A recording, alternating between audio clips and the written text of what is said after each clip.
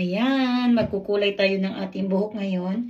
Pero yung gagamitin po natin is shampoo siya na may kulay. So, ang ikukulay po natin is light brown. So, pag mag-shampoo tayo, gagamit tayo nito. Parang pangkulay na din siya ng buhok. So, tignan natin yung result. So, first step, magsuklayin muna natin yung ating buhok. Ayan. Ang pangit na kasi ng buhok ko. So, kung nakikita nyo, ayan, di ba? Nag-ano na siya. Naglabas na yung black. So, ayan. Ang pangit lang ng buhok ko.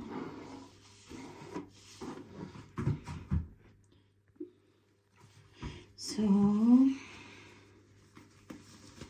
ayan tayong gloves. So, easy lang siya kasi ano naman siya ay shampoo.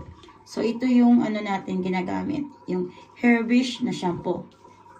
So, mag-ano lang tayo.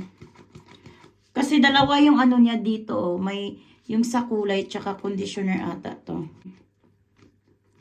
So, nakikita nyo yung kulay niya. Diba?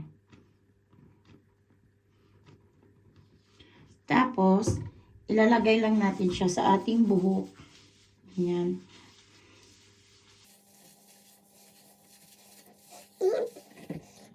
First time ko ito gamitin.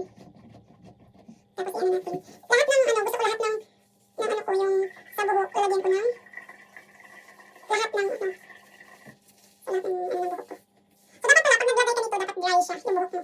So, bago ka maligo, maglagay ka muna. Pantay yung kulay talaga ng ano natin, yung buhok. So, dapat lahat ng part ng buhok nyo dito, lalagyan nyo kahit na yung ano. Basahin natin lahat. Kasi, ano naman eh, yung tawag dito. Mostly, pag nasa Pinas ako, nagpapapulit eh. So, ngayon, tapos yung kulay na ito, light brown, yung nilagay ko. So, lahat ng part ng buhok. So, ang plano ko, sukayin ko siya para maano. Para matawag dito. Maano ko yung...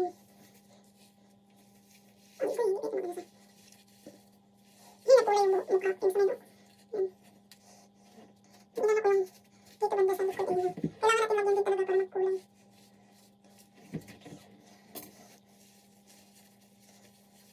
Kailangan yung lahat ng buhok. Yung ano, magkulay. First ko to try talaga na ano. Magkulay. So tignan natin kung ano sa akin hiyang tong kulay na to. Ito na banda. Kailangan ko mag-ano eh. Alam ano yung kulay na gusto natin. Tapos, yun na natapos na natin. Nilagyan ko na lahat ng part ng aking buhok. So, next is, yun. So, nilagyan na natin lahat ng kulay. So, antayin natin siya ng, 15 minutes. So, yun. Pamilin na natin buhok.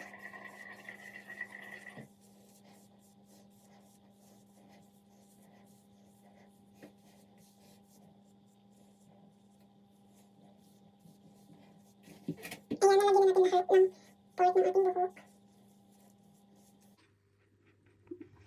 So, ayan. Tapos na. So, tignan na lang po natin yung resulta nito after kumabanlawan siya after 15 minutes. Yan po yung ating ginamit na kinulay na ano, light brown color shampoo. Ayan. After 45 minutes. So, yan na yung result ng ating buhok. Diba? Nagkulay na din siya konti. Yun.